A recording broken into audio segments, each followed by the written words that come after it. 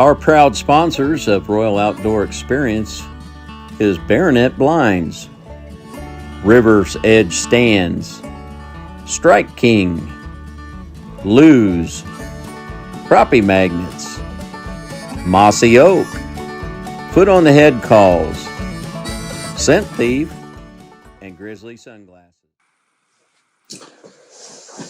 Well, I want to welcome everyone back to the studio here at Royal Outdoor Experience episode here on our podcast. We are trying to get things kind of lined out and talk about our 20 days of guiding, and we've been busy. It's different to be back home again. We've been in camp for 20 days, guiding clients from all over the United States. We've, of course, been chasing the eastern turkey and trying to put some big slabs in the boat. Wow.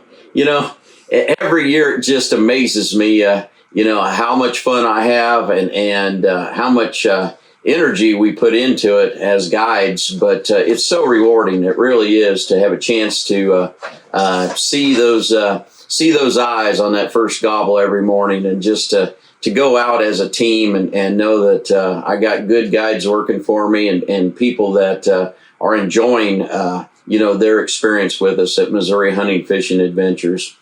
We started out the year interesting. We started the year out probably warmer than we've ever started. In Missouri, usually, our season opens up around April 15th. And during that time, you can have anything from 30-degree weather to 50-degree weather to where we were this year. We were in the 70s. I was already using my May camouflage in the first part of April there. So, we were ahead temperature-wise. We were also ahead, I thought, with our breeding season. Definitely ahead on the crappie side of things. The water temperature was already in the spawn temperatures, and I knew the fish were moving up quickly.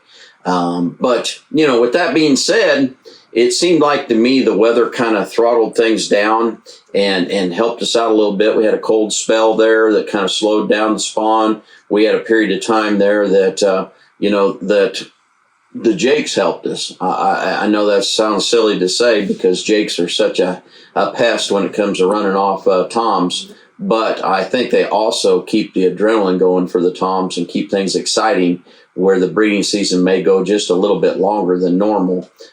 So those are some things that I think that were a little bit different this year than years past. We had some great people in camp.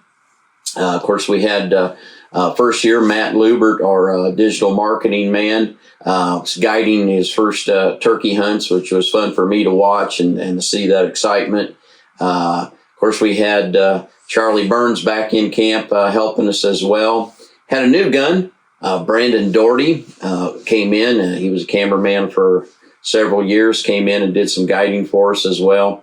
All those things, bring in new chemistry.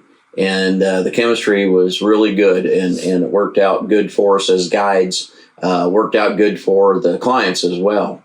The first week, as always, it was hot, and we were really knocking turkeys out quickly that first week. Things were going well. They were working well. We did have one little miss early, and that kind of hurt our harvest. Got a little bit excited. The gentleman did, and shot low. But for the most part, the birds were gobbling good. They were working good. We had high water down at the marina, and that kind of started causing some issues later on. But at the beginning, the raising water was good. It helped our fishing. And so the limits were the norm. There was a few times we didn't limit out. Most of the time it was because our clients were tired.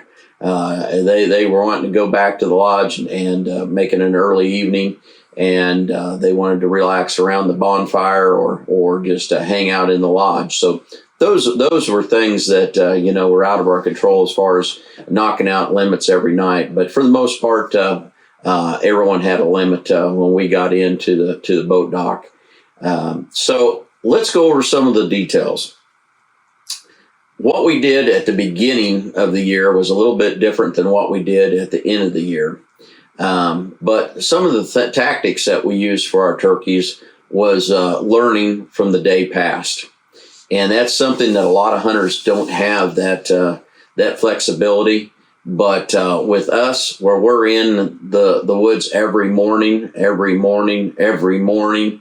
you start getting a pattern, and you start figuring out those toms, and then it becomes a strategy thing. And we talk a lot about strategy with our clients and with our guides. One of the strategies that was really important was to be pretty close to, in proximity off the roost. We had a lot of hens at a lot of our different areas, and to be in close proximity on the roost was important.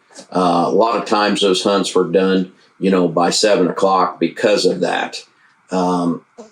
What I was trying to do most of the time was to be where they wanted to be, go where they were going, or where they're going to be at eventually.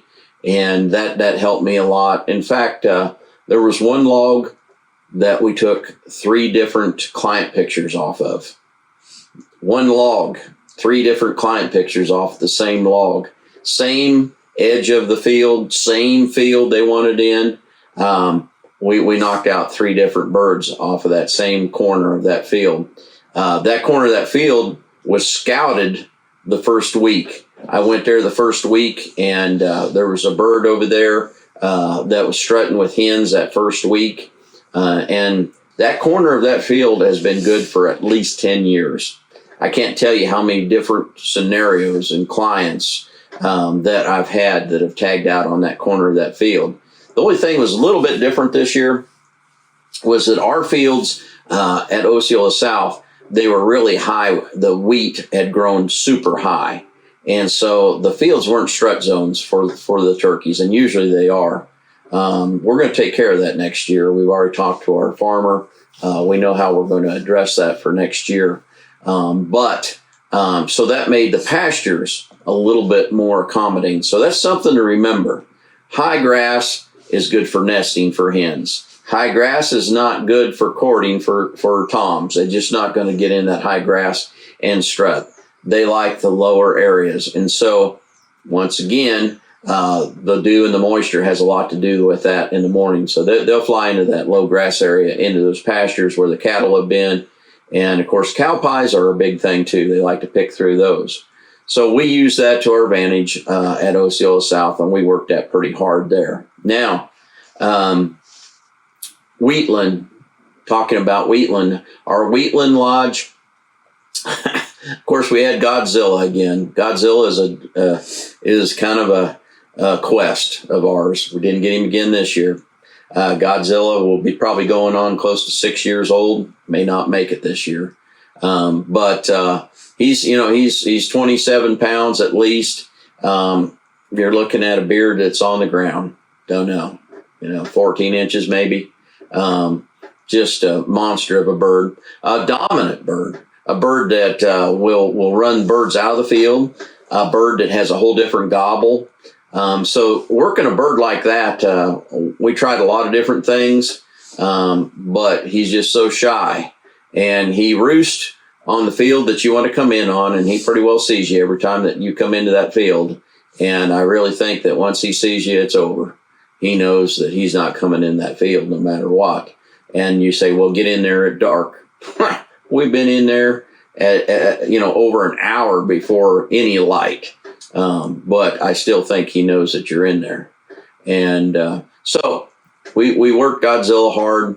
We even tried to do some gobble calling and work him off the gobble instead of off of the yelp. And got him to the edge of field, got him to probably 70 yards, had a strutter in the decoys along with three jakes. My client decided not to shoot the mature bird that was there because he wanted the Godzilla. And well, we went home empty-handed. But that was what his decision was, and that was a fun morning. I mean, a fun morning. We had so much gobbling going on, birds everywhere. That's a lot of fun when that happens. Fields were very good at Wheatland. They weren't near as high. We actually mowed them as well and kept them low. kept that kind of going. We had a 2-day break that we were able to kind of regroup again and come back out and be refreshed. And during that time, we mowed those fields. That helped tremendously in keeping them down, keep the strutters in there. Most of our clients want to run and gun. We have some clients that like to, field hunt in the morning and then run and gun once they hear a hot bird. That's kind of our strategy anyway. But Wheatland is a great place to do that. Had some really good hunters come in from Alabama that I was really pleased to work with. They knew what they were doing. They all 3 tagged out and were very, very successful in what they were doing. Deer Creek Lodge, more birds at Deer Creek Lodge than I've seen in a long time. Should have had a bird dead he was inside 50 at one time, 52 when I clicked it off on the rangefinder. Coming straight to the decoy, heavy timber, some ravines and some dips and some valleys. Didn't know that we had, 4 jakes that was in the valley between the two of us, between the decoy and us. And so when the Tom got just about 50 yards out, he saw those jakes and he took out. Most of our birds that we had at Deer Creek were birds that were running with jakes. And I think that was probably why it was difficult. Had more hens, I think, too, at Deer Creek, but we still had some successful hunts there and still saw a lot of birds there at Deer Creek. And I think next year it's going to be a diamond in the rough at Deer Creek. We've kind of let off of that property the last 4 or 5 years to let it come back a little bit. We just felt like that we weren't seeing the number of birds that we usually see. And that's the only property that doesn't have any type of fields to it. It's pretty much there's pretty much all hard timber. There's one field there, but mostly hard timber and food plots. So you say, well, what was working good for us? Most of the time it was the calling and a little bit of decoying. Didn't do much fanning. Never had a scenario really where we could fan. But we were ready to fan if we had the opportunity. The thing that I really had a war with one bird for about 45 minutes, and he finally broke and we killed him. But just for food for thought, throwing the call works well, and that's what I did to finally get him to break and come. And by throwing a call is basically taking and turning your head and calling away from the bird and let it reverberate down through the timber away from the bird, and use a different call than what you were using to work the bird with. A good example, I was working the bird with a foot on the head slate call, and I was doing a lot of purring and a lot of clucking and a whole lot of scratching. And when I got done there, it looked like I cultivated a garden. But what killed him was my diaphragm call. I turned my head, and that thing echoed down through that bottom. I did it again. And when I did that, immediately he got quiet. And then all of a sudden, he gobbled to our left. And I thought, he's doing exactly what we want. We turned the client a little bit to the left. He come down parallel. I clucked once, and he shot him at maybe 40 yards. And so throwing a call works a lot of times when they're hanging up and using a different sound with them. Tried some things that didn't work just because hens were running off and getting with those toms so quickly. And you could hear a tom gobble. You could have a hen in front of you at times, and all of a sudden you close the tom, and then the hen takes off and intercepts. And that's just part of it. You can't do much about it. You call the hen in, call the tom in, and then they meet. It's like you're creating you're a matchmaker. And so often that happens. We had that happen a few times. Had the whole posse with me one day. That was kind of fun. Did some team calling and did some filming. Got into a scenario there where the hen went to the tom right off the bat. And then we got in a scenario where we had a big bird. I don't know if it was a jake or a young tom, but it was a big bird coming down the fence line that we called off of a field, and had a coyote come in and just start paralleling the bird. And the bird took off and went back towards the west. And then the coyote circled around and stood about 10 feet from us. And so I wasn't too worried. I just kept watching the other two guides behind me because I figured they would shoo that dog off if he got too close. But that happens. And we had it happen with a client that was working a bird, and the darn coyote was at basically 2 feet. Shot him right in the head at 2 feet. He had done the sneak when they get down. And so you got to kind of pay attention when you're calling, because you're not just calling turkeys, you're calling predators as well. Also had a guide that was moving through the timber, and this is a good strategy. Move through the timber and cluck and purr every now and then. Great strategy. Do it myself. If a bird's listening, which they are all the time, they hear you changing directions. They hear you you're changing distances. And all of a sudden, they may just, boom, they may hammer off. Well, he was doing that with his client moving through the timber, and I believe they had a bird that they were closing distance on, and darn bobcat come charging right in at him. And Charlie stepped aside and said, shoot, shoot, shoot. And when he did that, it scared the bobcat enough to freeze him. And he stood there for a little bit and then took out of there. But I think their heart rate was pretty fast at that point in time. So things like that happen. But that scratching and the purring and the clucking is a very good strategy to use when you're moving through the timber, because you're making noise anyway. And so you just will make it realistic noise as you go through. Very good strategy as you're moving in on a bird. As far as fishing, let's talk about fishing a little bit. It's such a learning curve, but yet there's patterns every year. The pattern is niches on Lake of the Ozarks, chunk rock on Lake of the Ozarks, getting in those niches with chunk rock. And if you can find your pebble rock and your little areas that get shallow back in those coves, that's where those crappies spawn. That's where they like to go. That was the pattern, as always. Actually took a guide around, and we shared those spots before they even went there. But once we got going with the spawn, he already knew where to go because it was consistent. That's where they go. And the only caveat to that is when you get high water and muddy water, then you got issues. And we had that a couple times. And we had to make a little bit longer run, and we had to find clear water, and then we had to regroup and find fish that weren't pressured. We had sometimes 14, 15 boats up in those coves that we were fishing, which is either exciting for us to say that we've created that over the years through our Facebook and our posting, and a lot of people know where we are on Lake of the Ozarks, and or it's a coincidence that we had the deepest water, and that's where people were going, were to the deeper water. But in any case, we used crappie magnets. We used a 16-ounce jig.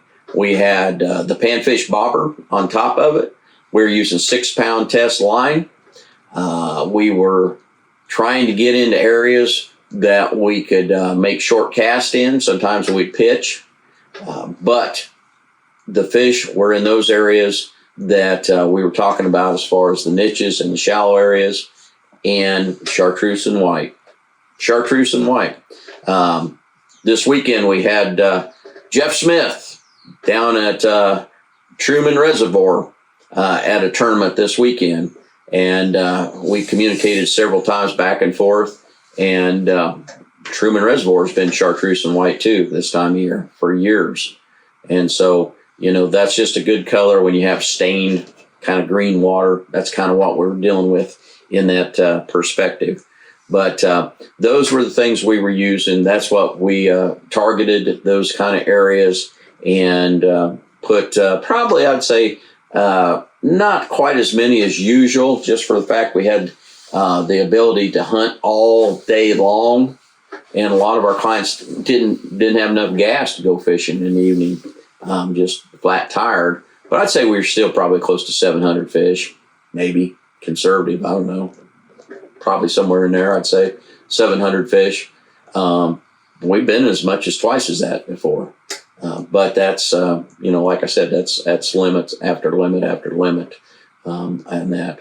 So what we're going to be doing later on this episodes that we're doing here at post turkey season is we're going to have our friend Don Ship in, and Don's going to come in and talk with us about their season and how they did things in Honey Creek Outfitters, and kind of compare notes. And once again, hopefully pick up some more strategies from an 8-time world champion turkey caller. And so that's kind of where we're heading with our episode. So you guys stay tuned, come back again with us, and we'll continue our post-season discussion on turkey hunts.